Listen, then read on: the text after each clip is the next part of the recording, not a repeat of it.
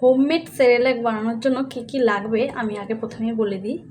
এই যে মাখানা লাগবে, আমন্ড বাদাম লাগবে, কাজু বাদাম লাগবে, চিড়ে লাগবে আর ওটস লাগবে। আপনারা চাইলে ছোলাও ব্যবহার করতে পারেন, কিন্তু আমি এটাতে আর ছোলা ব্যবহার করলাম না। এবারে এই সব কটাকে একসাথে ড্রাই রোস্ট করে নেব। চলুন দেখে নেওয়া যাক ড্রাই রোস্টটা। এবারে এই সব কটা জিনিসকে আমি এবারে একে একে একটু ড্রাই রোস্ট করে নেব। প্রথমে এই মাখানাগুলোকে দিয়ে দিই।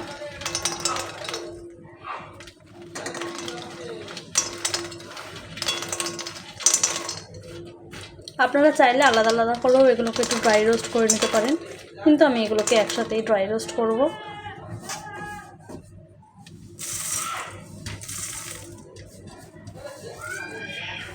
এই ওটসটা দিয়ে দিলাম,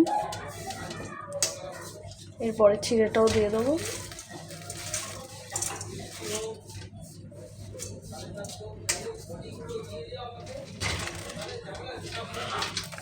কাজু আর এই আমন্ড সব কটাকে এবারে একসাথে একটু ড্রাই রোস্ট করে নেব।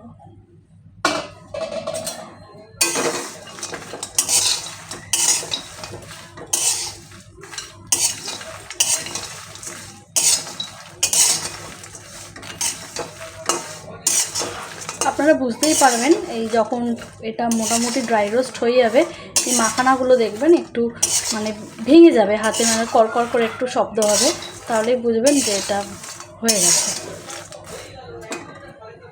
এগুলো হয়ে গেছে, দেখুন এগুলো কিন্তু ভেঙে যাচ্ছে এই যে হাতের সাহায্যে, আপনারা বুঝবেন এটা কিন্তু রেডি হয়ে গেছে। ঠিক আছে, এটাকে এবারে মিক্সিতে আমি একটু পেস্ট করে নেব। এই যে এগুলোকে আমি একটু ঠান্ডা হতে দিয়েছি, ঠান্ডা হলে তারপরে আমি এগুলোকে মিক্সিতে দিয়ে তারপরে আমি এগুলোকে পেস্ট করব। চলুন একটু ঠান্ডা হোক, তারপরে আপনাদের আবার দেখাচ্ছি। আমি এবারে এগুলোকে আস্তে আস্তে মিক্সির মধ্যে দিয়ে দেবো। এগুলো কিন্তু আমার ঠান্ডা হয়ে গেছে পুরো। আমার এগুলো একসাথে হবে না, আমাকে এটা দুবারে করতে হবে।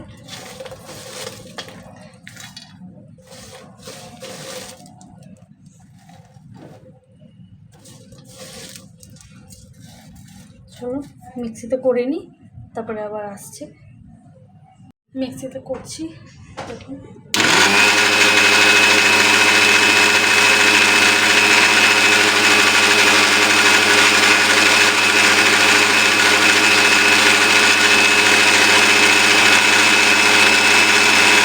আপনাদের কাছে যদি এরকম ধরনের যদি ছাঁকনি থাকে, তাহলে এই ধরনের ছাঁকনিতে আপনারা একটু এরকম করে একটুখানি ছেঁকে নিতে পারেন জিনিসটা, তাহলে যত গুঁড়ো ঠুড়োগুলো আছে সব পড়ে যাবে।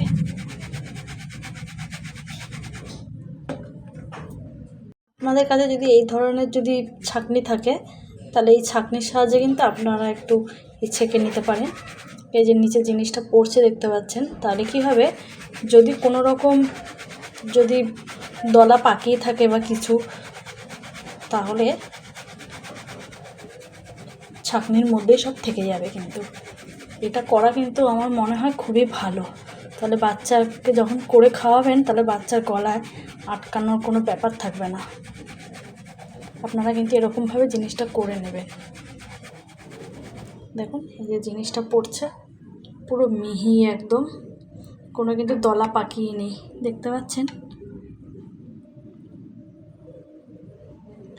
এরকম ছাঁকনি থাকলে এরকম ছাঁকনির সাহায্যে আপনারা একটু ছেঁকে নেবেন, চেলে নেবেন, যাই হোক।